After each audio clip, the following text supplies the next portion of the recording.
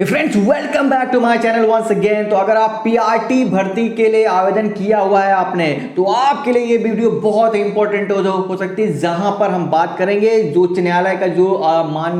उच्च न्यायालय का जो डिसीजन है उसके बारे में डिटेल में इस वीडियो में चर्चा करेंगे। तो मामला क्या है पहले उसको समझ लेते हैं कि उच्चतम न्यायालय में आयोजित जो रिट दायर की हुई थी उमेश कुमारी व 7 अन्य के बनाम उत्तराखंड राज्य व माननीय उच्च न्यायालय द्वारा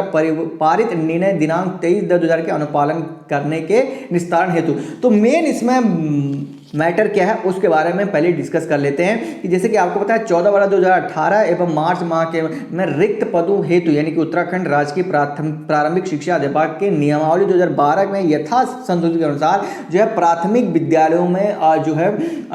टीचिंग की वैकेंसी निकली थी। लेकिन यहाँ पर जो रिट दायर हुई है उमेश कुमारी और अन्य 7 लोगों की, वो ये हुआ था कि जनपद स्तर पर सहायक अध्यापक प्राथमिक के रिक्त पदों पर चयन की जो प्रक्रिया में अमान्य वर्षों के किए गए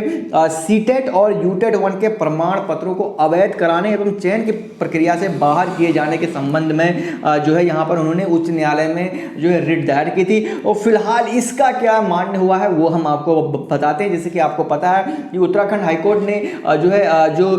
सीबीएसई के जो महानिदेशक हैं उनसे ये जो है पूछा था कोर्ट में कि आई थिंक ये if I am not wrong तो 2012 से लेकर 2018 के बीच के फरवरी 2012 आई थिंक और 2018 जून के आसपास के जो सीटेट और यूटेट हैं उनको लेकर यहाँ पर जो है सीटेट को लेकर जो सीबीएसई के डायरेक्टर जोनल हैं उनसे पूछा गया था कि उस दौरान ये वैलिड हैं या नहीं हैं। तो फिलहाल यहाँ पर क्या बात निकल के सामने आ रही है उसके बारे में आप देख सकते हैं कि hence in that eventually without venturing into the merits of the matter in this written petition being disposed directionally. तो यहाँ पर सारा कुछ जो है यहाँ पर लिखा हुआ है। इसकी एक कॉपी मैंने जो है अपने टेलीग्राम के ग्रुप में पोस्ट कर दी, तो उसको आप देख सकते हैं। तो आगे बढ़ते हैं यहाँ पर कि जो कहा गया है कि माननीय उच्च न्यायालय उत्तराखंड द्वारा पारित निर्णय दिनांक 23/10/2021 के अनुपालन में याची उमेश कुमार और 7 याचिकाओं के अनुसार 12 नवंबर 2021 के दौरान दिनांक 20/11/2000 तिथि को निर्धारित की गई थी, जिसमें याची उमेश कुमार और 7 याचिकागणों में व्यक्तिगत रूप से उपस्थित हुए संबंधी द्वारा अपना अपना पक्ष रखा गया। याचिकागणों द्वारा यह कहा गया कि 23/10/2001 यानी कि जो माननीय उच्च न्यायालय ने जो निर्णय दिया था 23/10/2000 के अनुपालन में विभाग को दिए गए दिनांक 2/10/2000 के मैं फिर से, जैसे कि आपको पता है कि कई जगहों पर जब आपने देखा होगा जब उच्च न्यायालय का आदेश आया था सितंबर में कि जो है पीआरटी भर्ती उत्तराखंड में जारी होनी चाहिए, तो अलग अलग डिस्ट्रिक्ट से ये पूछा गया था कि अगर आपके फॉर्म में कोई दिक्कत है ये है तो आप प्रतिवादन कर सकते हैं। लेकिन उसमें जो है कार्रवाई में उस कार्रवाई में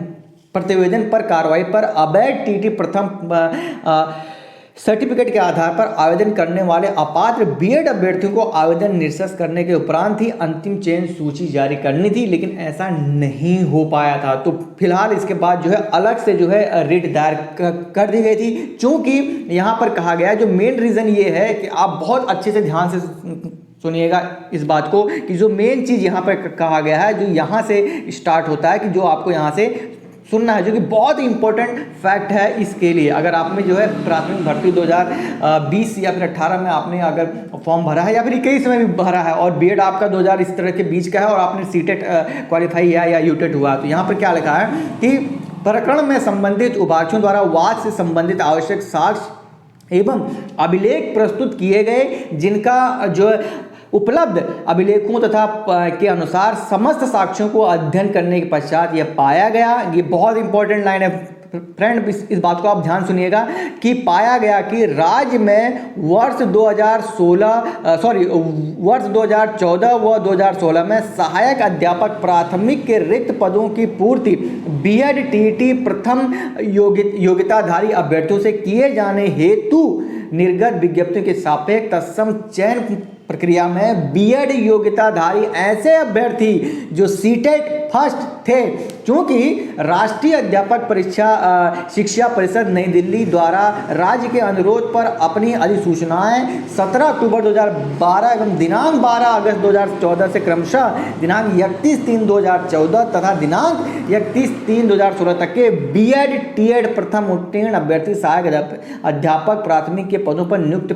प्रदान करने हेतु अनुमति प्रदान की गई थी। उक्त अनुसार यहाँ पर सबसे बड़ी बात यह है कि उसके अनुसार वर्ष 2014 व 2016 में बीएड प्लस सीटेट के चयनित अभ्यर्थियों के विरुद्ध जो हाईकोर्ट में मान्यता दायर की गई थी, प्रमाण पत्रों को वैध के संबंध में उच्च न्यायालय में जो रिट दायर हुई थी, उसके अनुसार यहाँ पर जो है बहुत ही बड़ी खबर निकल के सामने आ रही है। वो ये खबर निकल के सामने आ रही है कि यहाँ पर जो मैंने आपको वीडियो के स्टार्ट में बताया कि जिनके द्वारा कि आप देख रहे हैं 2012 यानी कि फरवरी 2012 और जून 2012 के मध्य में जिन्होंने सीटेट 1 और जो है यूटेट 1 किया था, क्या वो वैलिड है कि नहीं है। तो फाइनली कोर्ट ने जो है अपना यहाँ पर डिसीजन जो है निर्णय दे दिया गया है। अब यहाँ पर क्या है कि उक्तानुसार याचिका ने माननीय उच्च न्यायालय की एकल खंडपीठ द्वारा पारित निर्णय के अनुसार दिनांक 23/10/2000 के समांतर में समस्त जिला अधिकारी प्रारंभिक शिक्षा उत्तराखंड के निर्देश दिया गया जाता है कि जनपद के राजकीय महाविद्यालयों में सहायक अध्यापक के प्राथमिक के रिक्त पदों हेतु प्रकाशित विज्ञप्तियों के सापेक्ष जो आपने जनवरी 2012 से लेकर जून 2018 के मध्य में जिन्होंने अध्यापक पात्रता परीक्षा यानी कि सीटेट 1 उत्तीर्ण प्रमाण पत्रों के आधार पर चयन प्रक्रिया में सम्मिलित ऐसे अभ्यर्थी जिनका चयन बीएड वर्ष के प्रमाण पत्रों के आधार पर चयन हुआ है, उन अभ्यर्थियों को नियुक्ति पत्र जारी न करते हुए इनका लिफाफा बंद किया जाए तथा ऐसे अभ्यर्थियों का चयन याचिका संख्या 2292/SS2018 एवं अवलंबित याचिका में पारित होने पर अंतिम निर्णयाधीन रहेंगे। तो फिलहाल यहाँ पर बहुत बड़ी सामने निकल के आ रही है। हालांकि यहाँ पर यूटेट का नाम नहीं लिया, यहाँ पर सीधे सीटेट से सवाल कर दिए गए हैं कि जिन्होंने 2012 से लेकर 2018 के बीच में किया है उनका जो और उन्होंने टेट की जगह टेट नहीं, यहाँ पर उन्होंने सीटेट का नाम लिया है। फाइनल यहाँ पर आप देख सकते हैं सीटेट का यहाँ पर इन्होंने नाम लिया है। तो सीटेट 1 जिनका सिलेक्शन जो है बीएड प्लस सीटेट 1 के आधार पर हुआ था, उनका जो है चयन रोक दिया जाए, उनका नियुक्ति पत्र रोक दिया जाए। हालांकि यहाँ पर यूटेट का कहीं भी नाम नहीं आ रहा। देखते हैं अब क्या इसके बारे में शिक्षा विभाग को जो है उच्च न्यायालय पूछता है, उत्तराखंड शिक्षा विभाग को। हालांकि जो इस बार जो निर्देश दिए गए थे वो जो क्षेत्रीय